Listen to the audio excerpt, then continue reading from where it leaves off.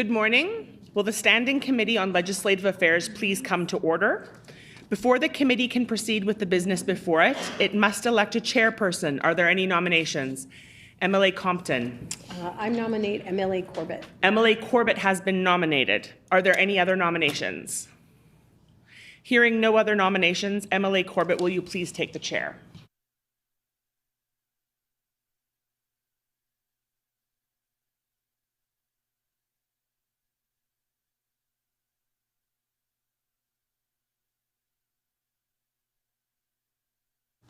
Our next item of business is the election of a vice chairperson. Are there any nominations? MLA Compton. I nominate MLA Loisel. MLA Loisel has been nominated. Are there any other nominations? Hearing no other nominations, MLA Loisel has been elected vice chairperson. This meeting has been called to consider the annual report of the Manitoba Advocate for Children and Youth for the fiscal year ending March 31st, 2025. Before we begin, I would like to remind everyone that questions and comments must be put through the chair using third person as opposed to directly to members and representatives. Are there any suggestions from the committee as to how long we should sit this morning? MLA Loisel. I was hoping to start with an hour and then revisit after an hour. Okay. Have to repeat that back. It has been suggested that we sit for 1 hour. Agreed? And then revisit. And then revisit, sorry. Agreed? Agreed. Agreed, and so ordered. Does the Honourable Minister wish to make an opening statement, and would she please introduce the officials in attendance? I do. We thank the Honourable Minister. Good morning, folks. Good morning, committee. With me today is Alex Crosney, my Chief of Staff, Michelle Dubik, our Deputy Minister, and Tina Moody with Child Welfare. I'll keep my comments very brief. I want to just say miigwech to all of the leadership at Macy and for being here today for an important discussion. We've had some good meetings. I know that my team has been at your offices having some discussions with your whole team. I think that from what I understand, those have gone really well. I'm glad that our team is able to kind of come and spend some time with you folks at Macy. Congratulations on the new office space. I think everybody's really looking forward to that. I know that that was a long time coming, and anybody that sat on LAMC will know how long that took to get that office space. So I want to just acknowledge that that's quite an accomplishment. And I think that that new space will help, really enhance the work, the really important work that you do. So I just want to say congratulations on that. And then again, a profound miigwech to you and every single one of your team. It's been a busy year, as folks know. We've had some legislative changes, which ensure that we have a legislative framework that is moving Manitoba towards jurisdiction, towards First Nations and Métis asserting jurisdiction over child welfare. I'm proud of the work that we're doing in the department in respect to that work. I think, that, as I've said many, many times, that is transformative work. It is. It's going to be a long path to full jurisdiction. That's going to take years and years. But as I often say, child welfare in Manitoba is incredibly unique. And I know that the advocate will know this, that across the country, Manitoba's structure of child welfare looks very, very differently and is very unique than other jurisdictions and territories across the country. And right now, we're working with well over 20 First Nations and the Métis who are on the path of asserting jurisdiction. And we have about 5 First Nations that are on the cusp of asserting jurisdiction. And so we're very excited about that. And we're hoping that some are actually very, very soon that we'll be able to sign some of those coordination agreements. And why I share that is because I think that's a reflection of the journey of child welfare in Manitoba, starting and going back to 2004 and well beyond that in the AJI and AJIC, where you had Indigenous leadership really advocating and fighting for some form of jurisdiction. And of course, we know that in Manitoba we have devolution. I think devolution was supposed to be that beginning path, moving us to full jurisdiction. And we're well on the way of doing that work. As the advocate knows, we also proclaimed kinship and customary care agreements, which is a different way of doing child welfare. But fundamentally, it's about ensuring that children stay with their families, in their communities, and ensuring that we're moving away from apprehension and more for looking at ensuring that families are kept together and that there's agreement in that, and that parents don't lose their parental rights.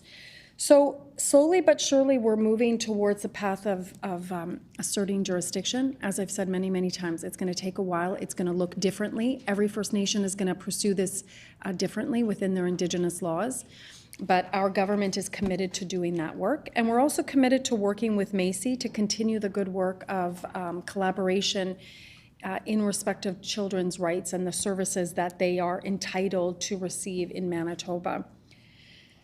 And then I would be remiss, I just want to give a quick shout out. I think that was like 2 weeks ago, we had the official signing ceremony at transferring the link over to Broken Head Ojibwe First Nation. And Bon is also well on their way to asserting jurisdiction. And so it made sense that the link approached Bon to look at transferring those services and that service infrastructure. And so you have a wide spectrum of work that's going on in Manitoba, moving towards asserting jurisdiction at the service level, at the First Nation level, and at the government level. So I just want to say miigwech, and I look forward to the conversation today. We thank the Honourable Minister. Does the critic for the official opposition have an opening statement? Can you hear me, first of all? Yeah. Okay. Go ahead.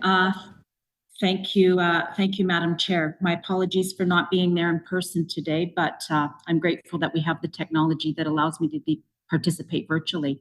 I'm just going to keep my remarks very short so that we can get to the conversations that we've gathered for today.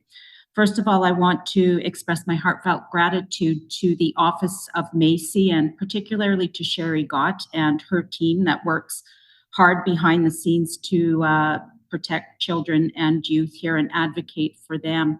I know that that job can be incredibly challenging. The stories you must hear and the work that you do, it can be very emotionally taxing and carry a heavy burden at times, I'm sure. I deeply respect your commitment to the work that you do, and I wanted to say thank you to that. The recent report is done very well. It illustrates the significant work that your office has been doing and the advocacy that you are out there for the children, and gives us clear and insightful demonstration or illustration, I should say, to the work that you do. I also want to highlight the efforts that your office has brought forward, or the bringing forward concerns that you have in the last couple of years. I look forward to learning more about what your office does, some of the challenges that you are seeing, but also some of the success stories. And I look forward to hearing some of what that looks like for you. I know there's been recent changes regarding the transfer of jurisdiction. I'm curious and interested to learn a little bit more about what your office is hearing in regards to that. And again, I appreciate the dedication and your work that you do to advocate for the children and youth here in our province of Manitoba. So with that, I know there's many questions that I have regarding the report and the work that is done. So that will conclude my opening remarks thus far. Thank you. We thank the member. Just a reminder to address your comments through the chair moving forward, please. Do the representatives from the Manitoba Advocate for Children and Youth wish to make an opening statement? Yes. Please proceed. Thank you. Danse, kenan askabit now. Wapis kesa ni sisis kwentis tigasan. Sapitoyak ni note. Kisken taminang giminigoin. Agasta ko now. Thank you. Good morning. I'd like to thank the Standing Committee on Legislative Affairs for the opportunity to appear today. My name is Sherry Gott, and I am the Manitoba Advocate for Children and Youth, known as MACY. Before I begin, I would like to acknowledge that the mandate of MACY extends across the province of Manitoba. Our offices are located on Treaty 1 and Treaty 5 territories. We live and work on the ancestral lands of the Anishinaabe, Anishinaabe, Cree, Dakota, and Dene people. We also live on the national homeland of the Red River Métis. We acknowledge that the northern Manitoba includes the lands that were and are the ancestral lands of the Inuit. We are here today to discuss the contents of our 2024-25 annual report, which was released on October 29, 2025. Before I provide more details, I'd like to introduce my team who are here with me today. Kelly Gosfeld is the Indigenous Deputy Advocate, responsible for advocacy services, youth engagement, finance, and administration. Rachel Charette, who is a new member of ours. She is the Deputy Manitoba Advocate, responsible for research, quality assurance, investigation, and public education. Lauren Prince, who is directly behind me, is our new Indigenous cultural worker. And Allison Billis is our Senior Policy Analyst, sitting with me here within our quality assurance team. At MACY, children's rights are at the forefront of everything we do. Our work is guided by the United Nations Convention on Rights of the Child, known as UNCRC. This is recognized in our legislation. The Advocate for Children and Youth Act, or ACYA, which is proclaimed in 2018. For the past 7 years, we have been advocating in the following 8 domain areas: child and family services, adoptions, disabilities, mental health, youth addictions, youth education, youth justice, and victim support services, which includes domestic violence and sexual exploitation. As the annual report highlights, our office responded to 3,018 requests for advocacy services last fiscal year, which represents an 6% increase from the year before. 81% of these requests are resolved by advocating with young people by advising them of their rights and services available to them, and by empowering youth to be their own self-advocate.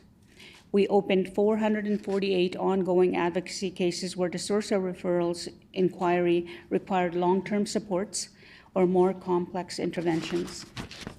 The children and youth represented in those cases experienced systemic concerns related to victimization, mental health, school absenteeism, domestic violence, placement instability, and neurodevelopmental disability.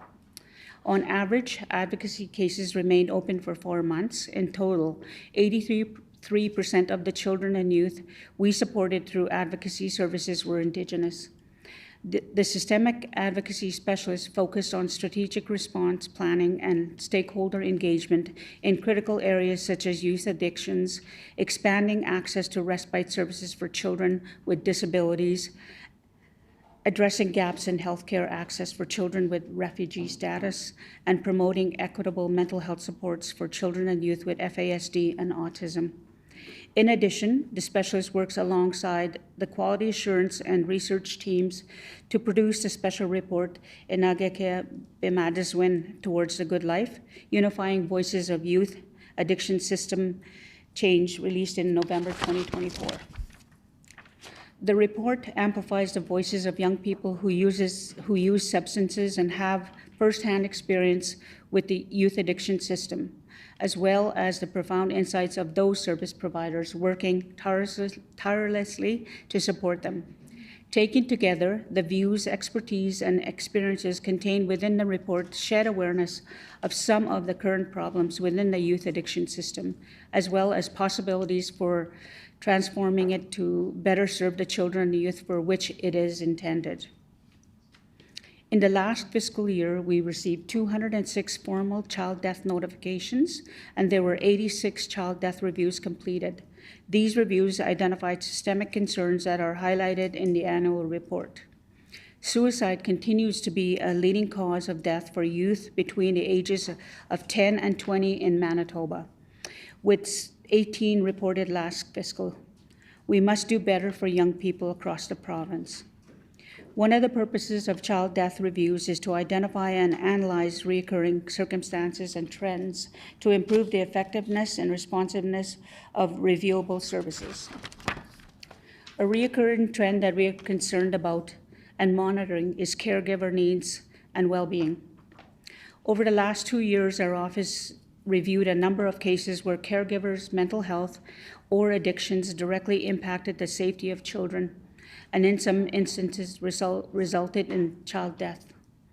When caregivers do not get the support and resources they need, parenting capacity is impacted, and young people are left at risk.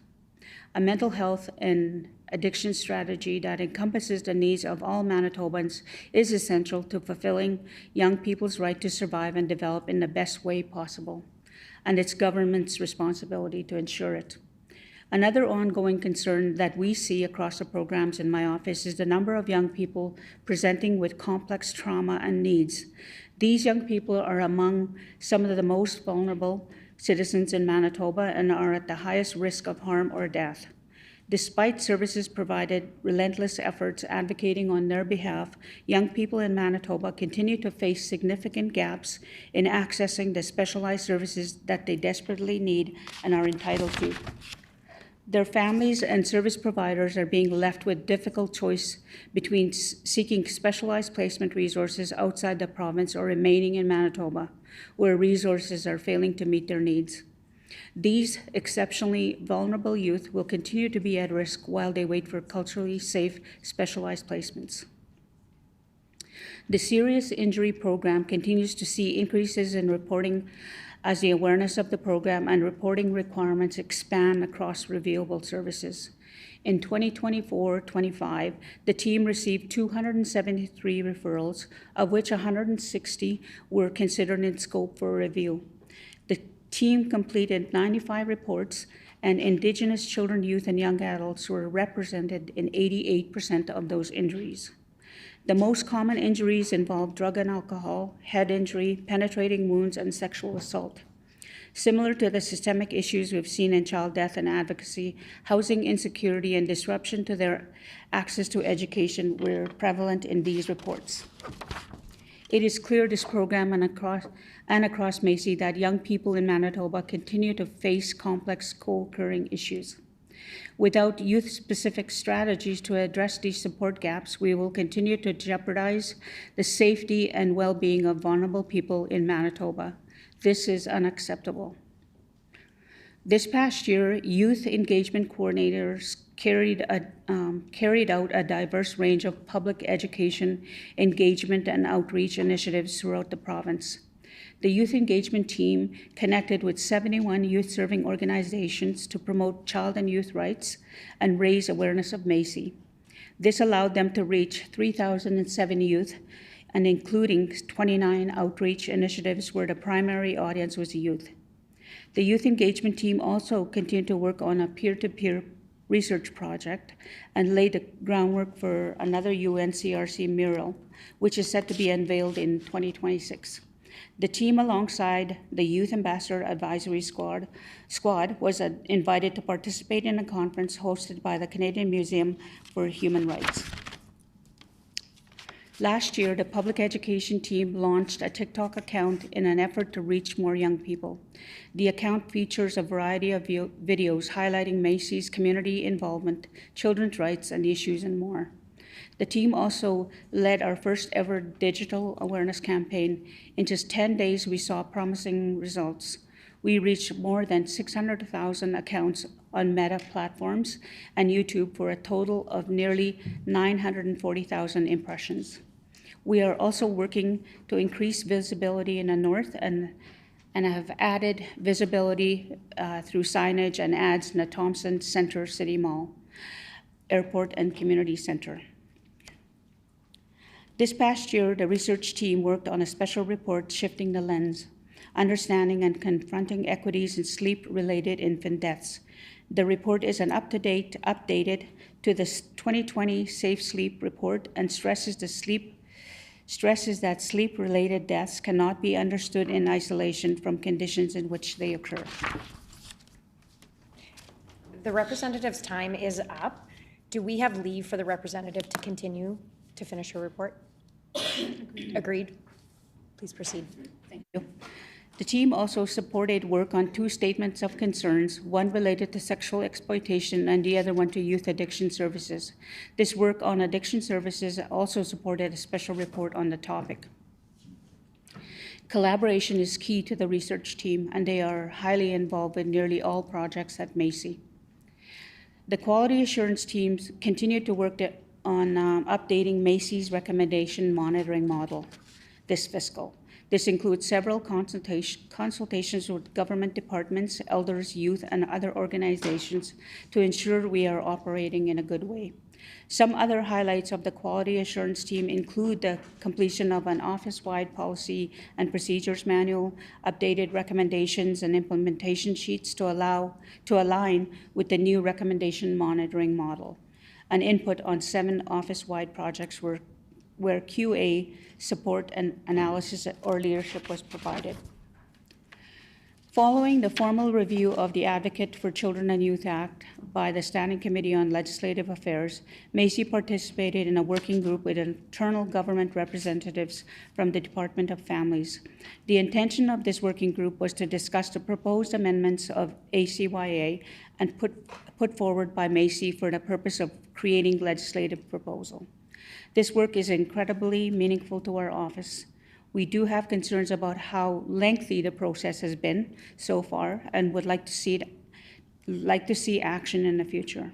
We look forward to continued consultation and public engagement on proposed amendments and are hopeful to their adoption, which would strengthen the Advocate's mandate for upholding the rights and interests of young people in Manitoba. In conclusion, I hope each of you will take the time to read this report and gain more fulsome understanding of the issues young people in Manitoba face and the important work of our office does to address them.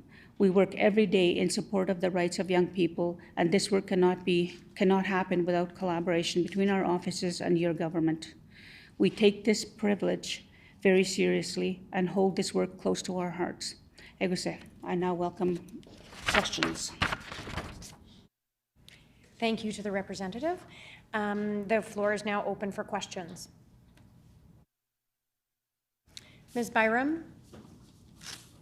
Good morning. I want to say thank you for the opening remarks from the Office of Macy. It's highlighted some of the challenges, but also some of the successes.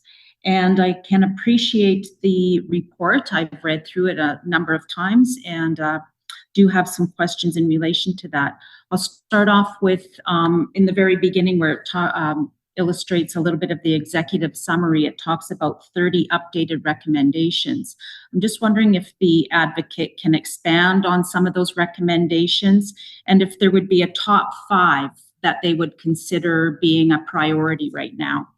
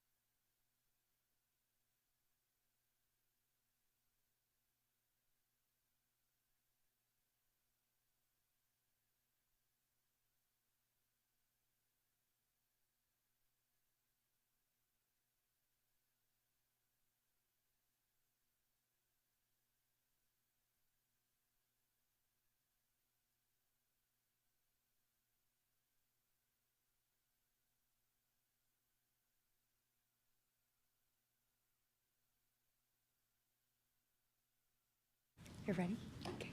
Thank you. Thank you for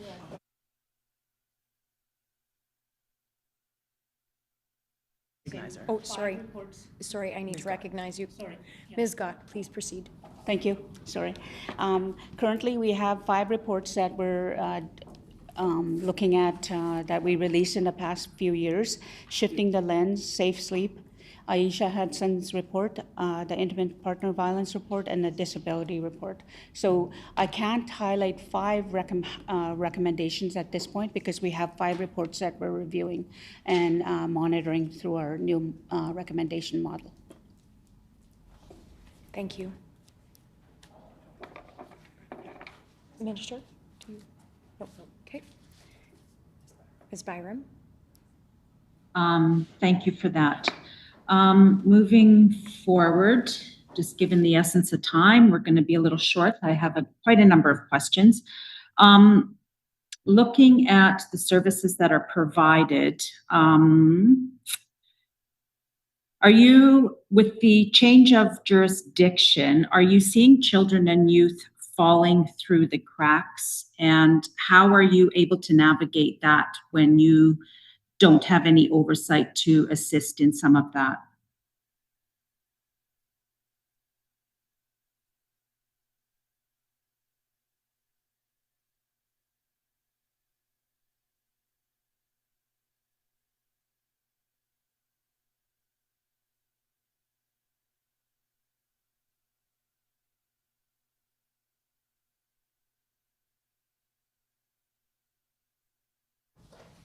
Ms. Gott? Sorry, thank you for that question. We continue to receive calls from a certain community, and we continue to redirect those calls to their own agency.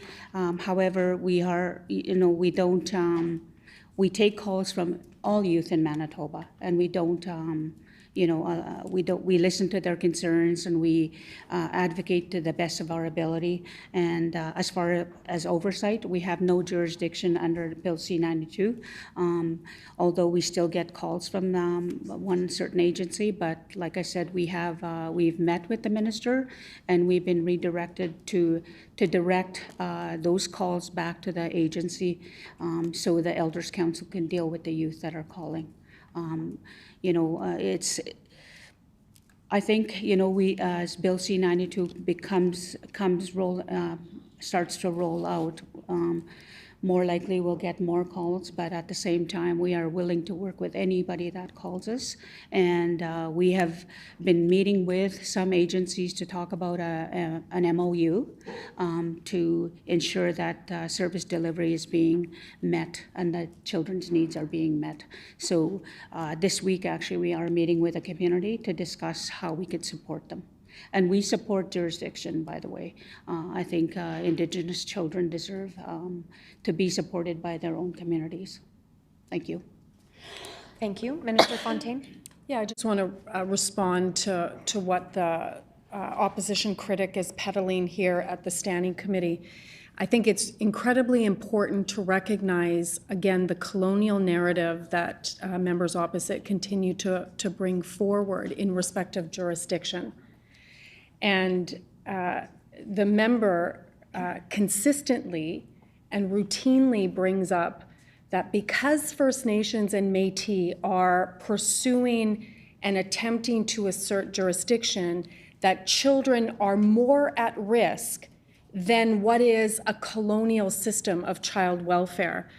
And the member continues to fight to uphold this colonial system. So I want to be very clear here. And there's a particular First Nation, the only First Nation that has jurisdiction in Manitoba, where their law, their Indigenous law, has paramountcy over federal law and provincial law. That law has a system of oversight. It goes from the agency to the board of directors, to the Elders Council, and to Chief and Council. So they have two layers of oversight. And from what I understand, they're contemplating a third layer of oversight. So I know that the member is fighting so hard to uphold this colonial system, but I want to be very clear that First Nations and Métis governments have their children's human rights and security at the heart of the work that they do. My hope is that, the members opposite will, educate themselves on what Bill C-92 is, what Indigenous law is, and actually how it's going to make child welfare better. So I want to just clarify, I know she wants to uphold this system, that's her prerogative, but it's very important that people have the facts. I also just want to share as well, Macy has the opportunity to do two things with Indigenous governing bodies. They have an opportunity to, and the advocate did mention, MOUs. They have the opportunity to share information jointly. If there's an investigation, they can collaborate with a First Nation or a Métis government that has jurisdiction. And then they can also enter into agreements to review provincial services. They don't have the legislative framework right now to review any Indigenous law services, but they certainly can enter into agreements with any IGBs to review provincial services. So I just want to clarify that for the member. Thank you, Honourable Minister Fontaine. Any further questions, Ms. Byram? Thank you, Madam Chair. So I just want to clarify too that I'm hearing directly from families that are impacted with some of these challenges. We've heard from the member from the PAW, we're hearing from the advocate that there are some concerns coming forward. So I just want to make the minister aware that I'm not just creating this. I'm wanting to ask the advocate here if they can share with me how many kids has the Office of Macy had to redirect elsewhere in the last number of years because they don't have oversight or they don't have jurisdiction or authority.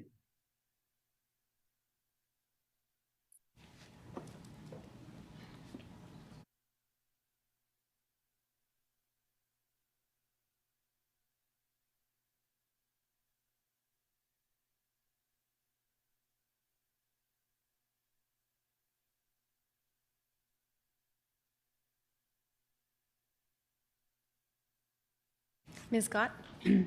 I can say that 2% of our calls have been, we've received from independent agencies, but we continue to try and support those children that call us. And, they're 2% of 3,000 is not very many, but at the same time, we continue to hear those concerns. So our focus is to ensure the rights of children and youth are at the forefront of everything we do. So, there is space, as the minister mentioned, for us to enter into a MOU with agencies that call us, with, especially with independent agencies. So, thank you. Honourable Minister Fontaine?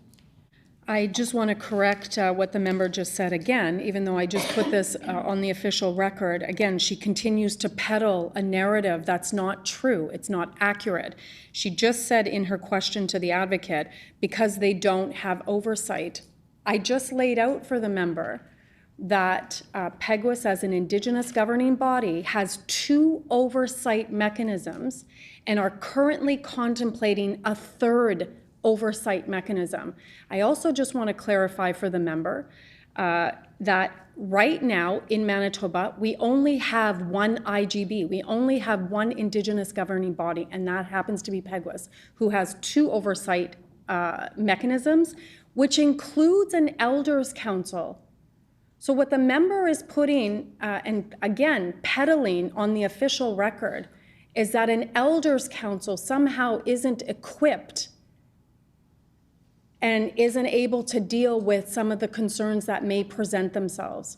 So again, I know the member and members opposite want to uphold a colonial system, but I don't know where that member has been in the last 20 years when there was concerns about children's safety in the current system. So again, every time the member gets up and she continues to peddle inaccurate information, I will continue to correct the record.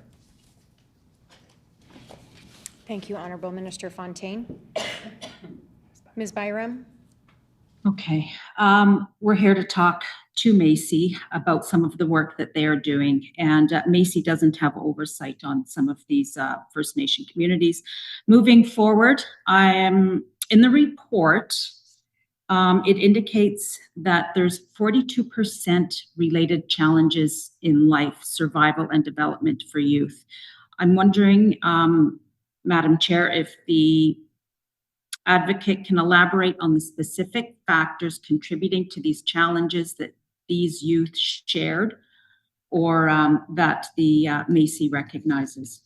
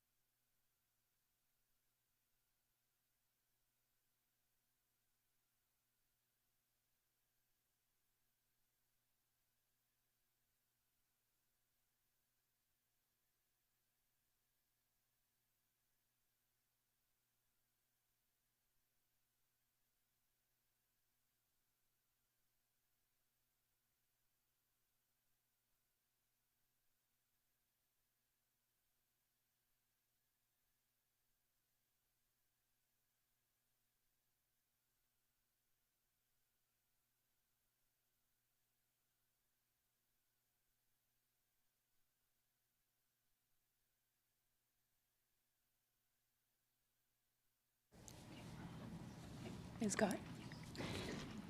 Thank you. Most of our calls are assessed by our advocacy officers.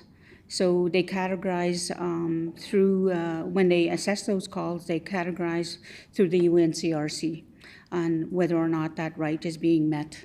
And 42% of those calls, some of those are access to their social worker. Are they able to access and talk to them? Some of them call to ensure that their voice is heard. There's issues of placements. We try our best to support these youth when they call us, and especially with concerns with their case plans or anything like that. So that's how we come to this conclusion at 42%. That's how we assess which right is affected. Thank you, Ms. Scott. Ms. Byram? You mentioned issues of placements. Can you expand on that, elaborate what you see or what you've been hearing?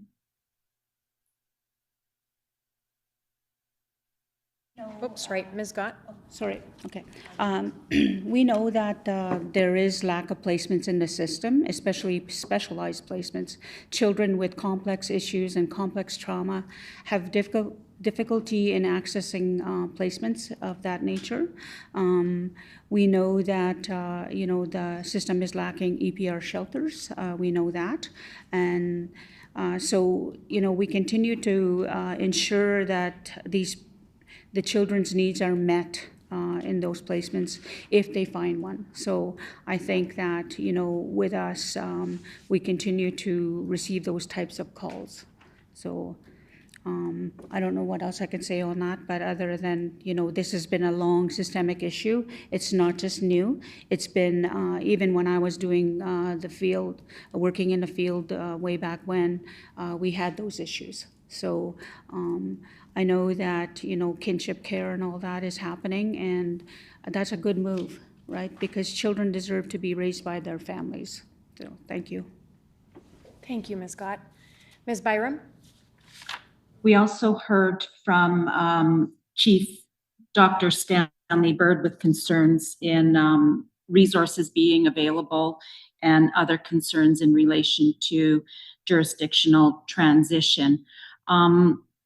I'm just wondering if the Office of the Advocate is hearing some more of these concerns, and do they feel that the supports and the resources are in place in these communities where children are being placed? Ms. Gott? Our office has continued to hear concerns regarding the Manitoba agency that is operating as an independent, much to the same frequency as which we were hearing concerns prior to their independence. Our focus is on ensuring the rights of children are met and are at the forefront. So whichever entity is providing services to children and youth in Manitoba or anywhere in Canada, the rights of children and youth need to be considered and be at the forefront. There is space in the paradigm being created by Bill C-92 and the move to independence for a federal advocate or other entity who will continue to advocate for children's rights that are being impacted by the system. Thank you, Ms. Gott. Ms. Byram? Thank you for that. And this leads me into my next question here and the advocacy that the office does. And the report mentions expanding access to respite services for children with disabilities and collaborating with the Children's Coalition. And I'm just wondering if we can hear a little bit more about what the office is doing to promote equitable health supports for children and youth with FASD and autism.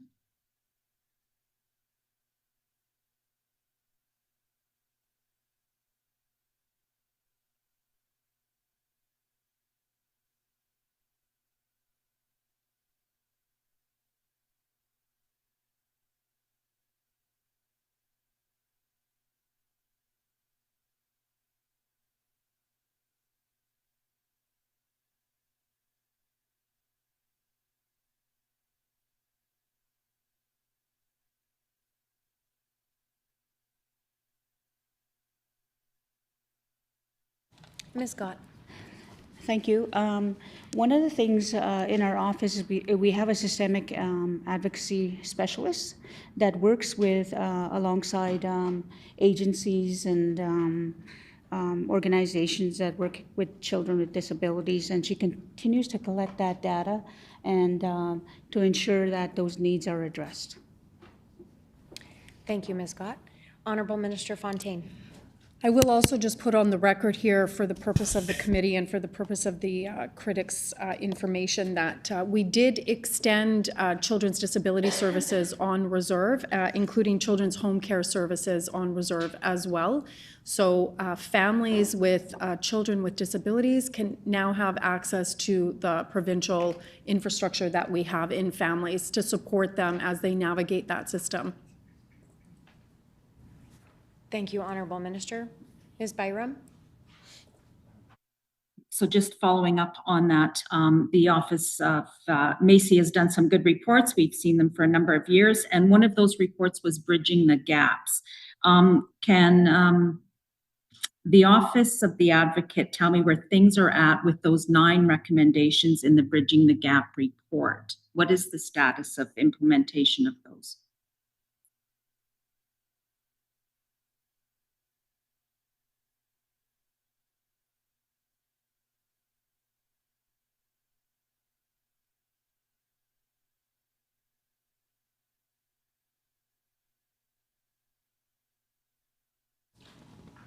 Ms. Gott? We have been working through our new compliance model to ensure that those recommendations are being met, and we just recently received the work from the department. So we're pleased at what we're seeing right now in response to those recommendations. So we will be releasing a report sometime this year, this next fiscal. So so that work is ongoing. Thank you, Ms. Gott. Ms. Byram? Thank you for that. And in the essence of time here again, I'm going to move on to a different section here. So looking through the previous year's reports, it looks like Macy's changed how the death reviews are reported on, I guess. Years ago, there was much more detail in that, how it was reported in this, and it's changed in the last number of years. I'm just wondering if the advocate can expand on why some of that has changed.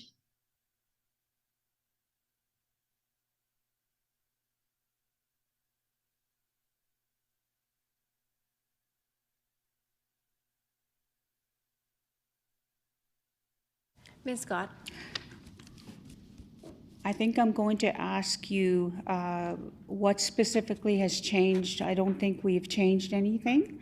The child death reviews are assessed by our child death unit, and our reports are the same, and we haven't changed anything at this point. So I'd like to know what specifically you are referring to. Thank you, Ms. Scott. Ms. Byram? Okay, thank you, Madam Chair. Sorry, I maybe wasn't clear on that. So looking back to other years where it gives the natural, it breaks down what the natural cause of death was, and like, for example, the accidental, it breaks it down to motor vehicle drowning, in home, and other, a much more detailed scope of cause of death. And it no longer gives those details. I'm just wondering if there's a reason why that has changed.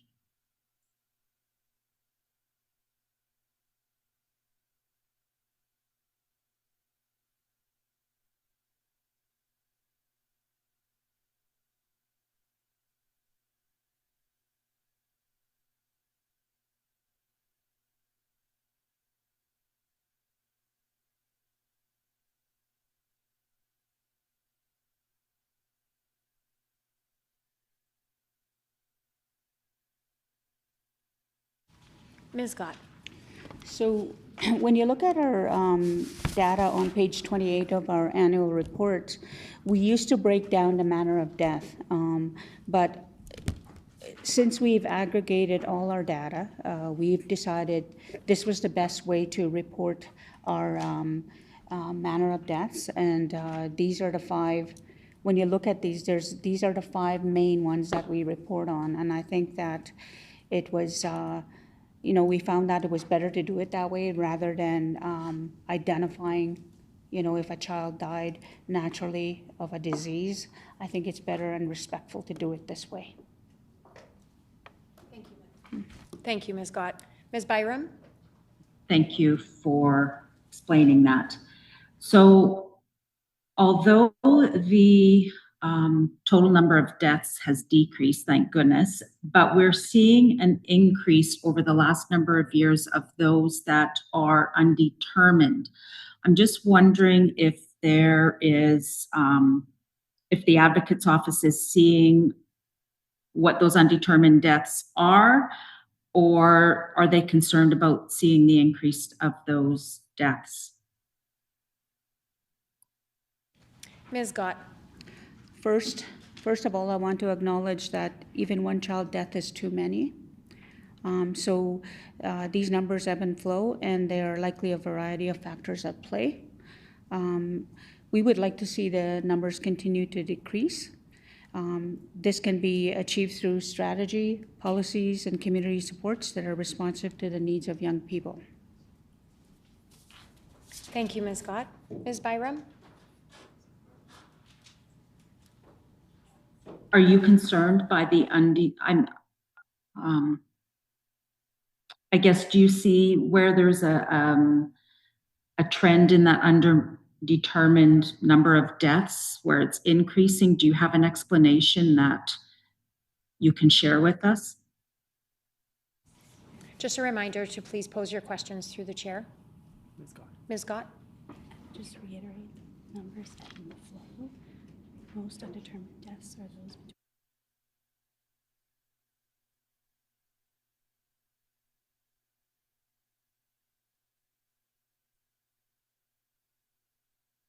Ms. Scott? So once again, I want to repeat myself, you know, those numbers ebb and flow. And and mostly children 0 to 2 have not yet been determined the type of death because there hasn't been an autopsy performed.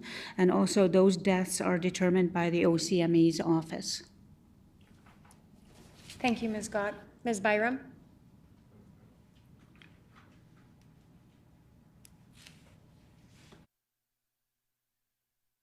Thank you. I will hand this next question over to my colleague.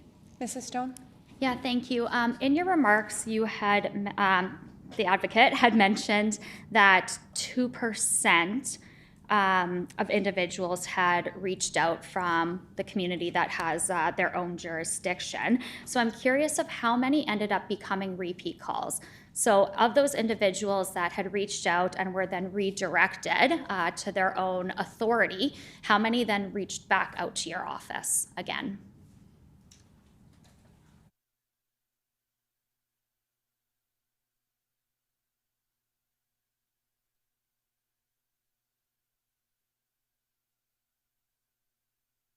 Ms. Gott? Thank you for that question. I can tell you that we don't have those numbers right now at this moment, but you know, I continue to say to you that yes, we do get calls from the community and we redirect them back. And I can't answer your question at this point, but if you want, I could get those numbers for you.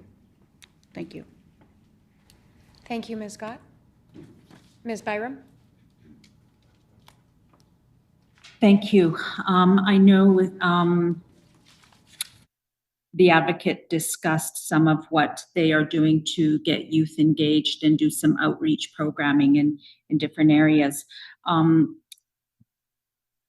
she expand on what that looks like, where these programs are being delivered, and who is delivering those programs?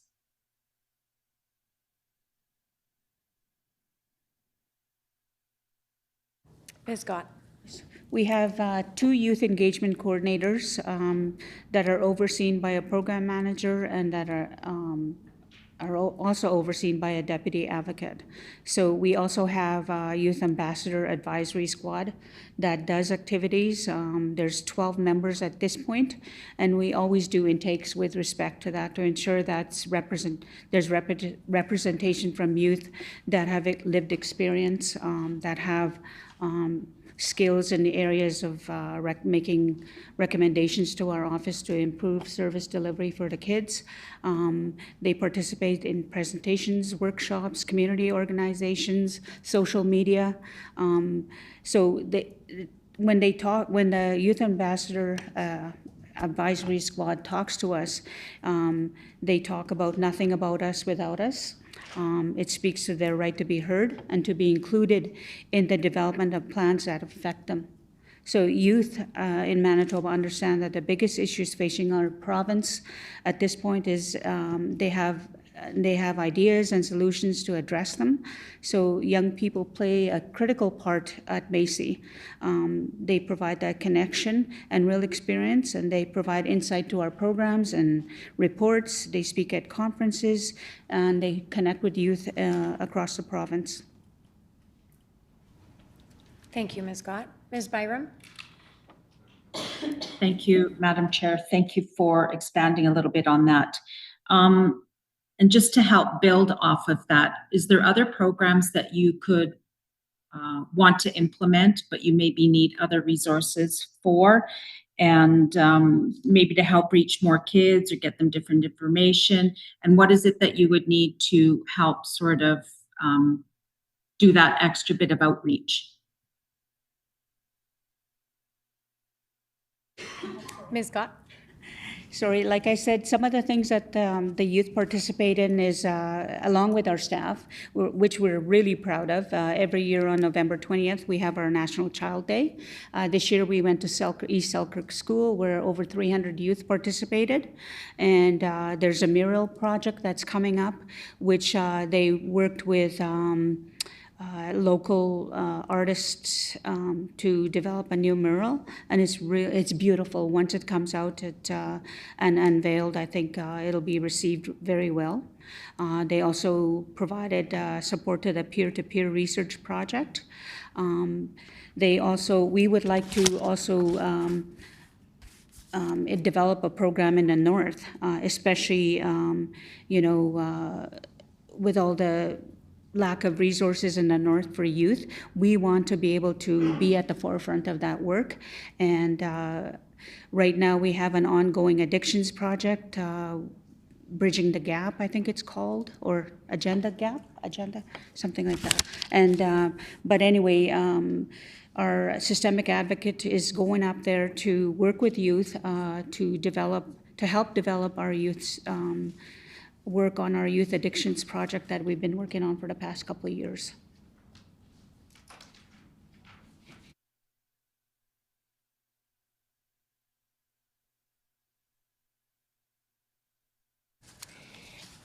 We are coming near the hour time that we had decided upon.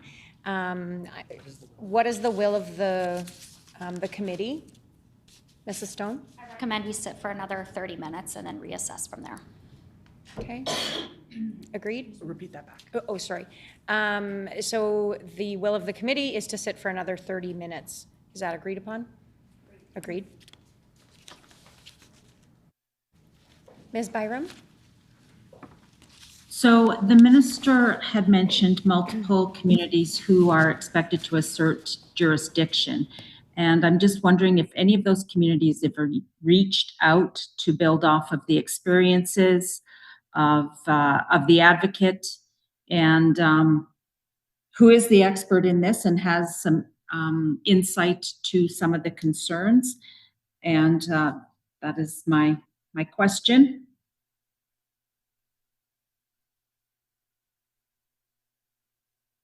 Ms. Gott? Well, I can say that 83% of our advocacy contacts are Indigenous youth. So disproportionately, they're represented, Indigenous youth are represented in all service areas in Manitoba, which is a legacy of colonization, intergenerational trauma, and systemic racism. We hope when Bill C-92 is fully enacted that the numbers of Indigenous people requiring advocacy would reduce over time, as this would be a sign that the system and supports are working as intended to support young people and their families. So ultimately, Macy has a mandate under a wide variety of government services. We put the rights of children, youth, and young adults at the forefront of what we do. I must also mention at this point, we have other domain areas that we work in. The majority of our work is under child welfare, but we will be further doing work in the areas of disabilities, mental health, youth addictions, youth education, youth justice, victim services, which includes domestic violence and sexual exploitation. So we want to increase our work in that area because most of our work is child welfare focused, and there is other areas that we are mandated to work in or legislated. Thank you, Ms. Gott. Honorable Minister Fontaine? I just want to respond to the critic's last comments again.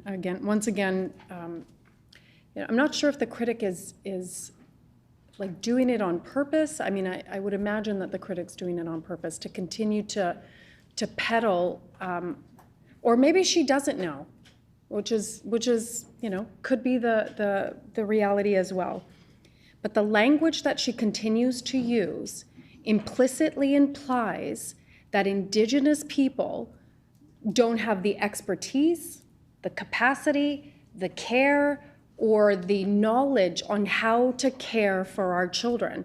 In her last comment, she said, has any of the First Nations that are currently on the path to jurisdiction reached out to Macy because Macy is the experts? I agree, Macy is an expert on a lot of things. But that comment alone implicitly implied that First Nations are not experts in what their families need, in what their children need, in what their communities need, and have no capacity at establishing their own Indigenous law. So I would again implore and caution the member opposite that when that type of narrative continues to be utilized, it creates a division and it continues to build on what people already think about Indigenous people, which contributes to the overrepresentation of Indigenous children in CFS. So again, Indigenous people, First Nations people, Métis people are the experts in our own lives. We know what our children need. There's never been a moment in our history, except for now, where there's been a legislative framework for Indigenous people to assert control over child welfare. That exists now, and the member continues to try to uphold to a colonial system rather than support the path to jurisdiction. Thank you, Honorable Minister. Ms. Byram?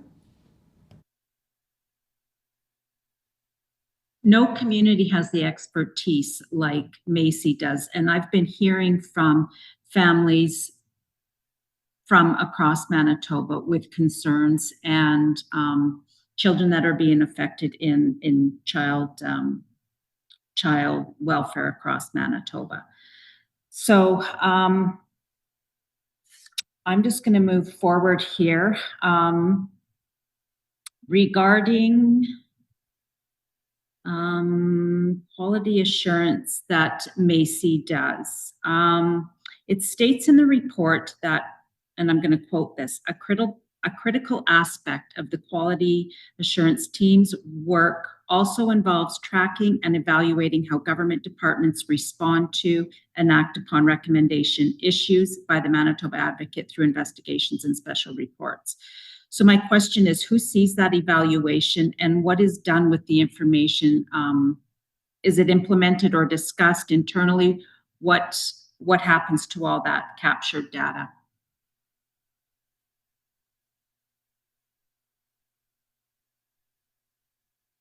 Ms. Scott. I would like to ask Ms. Billis to answer this question. Yeah. Ms. Billis. So for the last few years, we have been updating our recommendation monitoring model and strategy. We had put a pause on asking the government to respond to recommendations for approximately 2 years or a year and a half, and we most recently received their most recent responses to the open recommendations that we currently have. So when we receive those responses, we do an internal analysis to see how that work is meeting the intent of that recommendation. And our plans for that in the future will be to collaborate with government departments, their analysts, to understand how that work is moving forward, whether or not that recommendation is moving forward in a good way. And we may do public reports in the future to talk about how those recommendations are or are not meeting their intent. Thank you, Ms. Billis. Honourable Minister Fontaine. I just want to clarify again, once again, what the opposition critic put on the record.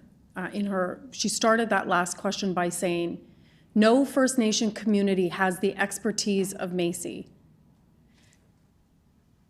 Does the critic realize what she's just said is that none of the teachers have expertise that are also contributing to Indigenous law? Chief and council doesn't have expertise. The elders in the community don't have expertise. The matriarchs in the community don't have expertise. Social services in the community don't have expertise. That's what the member is putting on the official record. I want to be explicitly clear that every First Nation and Métis government that is pursuing jurisdiction has engaged with those experts in their community. The matriarchs, the teachers, the social services, chief and council, elders, youth, children, they're all contributing to the development of their Indigenous laws. And what the member just said is that none of those people have any expertise in the development of their Indigenous law. Again, once again, I hope the critic will do better in the language that she continues to peddle. Thank you, Honourable Minister. Ms. Byram.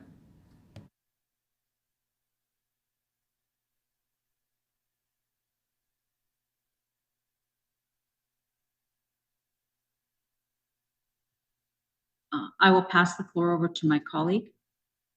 Mrs. Stone. Yeah, thank you, Chairperson. And as we see time and time again, when this minister wants to avoid accountability and difficult questions, she resorts to name-calling, mudslinging, and bullying within this committee room, as we often see within chambers. We have every right to ask questions. Manitoba is going through a major transformational change. Clearly, there are challenges that have been brought up, not by us, but by the very people that are being impacted by this transformational change. So I'll just read a public quote from an SCO news release from Chief Dr. Stanley Bird, which said, and I quote, "The agreement has failed. It does not protect children. It does not meet the basic standards of safety, accountability, or transparency." This is why we're here today. to ask some questions about this major transformational change that Manitoba is going through, and my colleague has every right to ask some of those questions. And as we've seen, the individuals that are being affected have those concerns, and that's what we're bringing to the table today. So I'd like to ask the advocate, as other First Nations communities are coming towards jurisdictional transformation and their own oversight, have other First Nations approached the advocate with similar concerns to what Chief Dr. Stanley Bird have brought up publicly?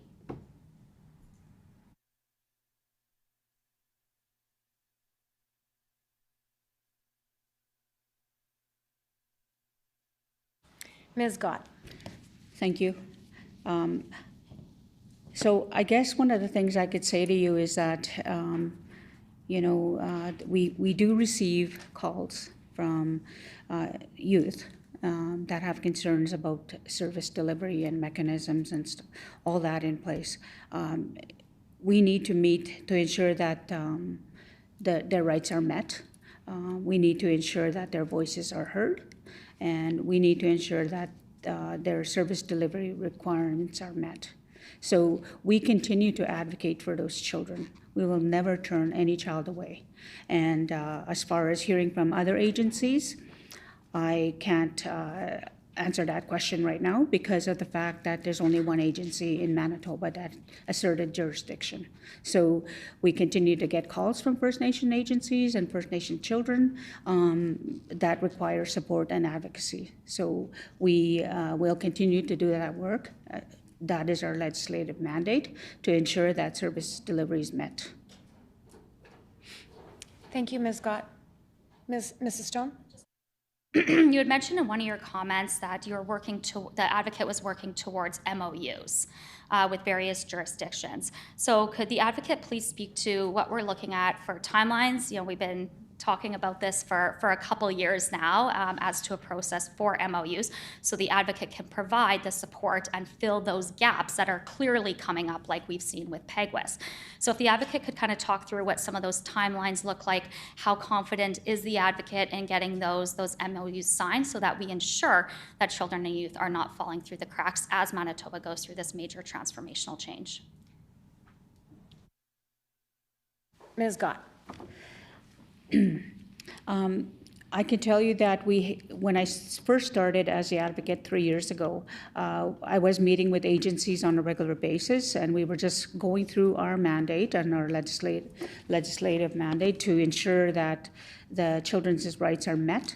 And currently, one of the communities have reached out to us to ensure they want to meet and talk about our mandate and our legislative, especially our legislation, to talk about how they could fit into our system and how we can support their needs. So I have no timeline other than, when agencies reach out, we are there to support.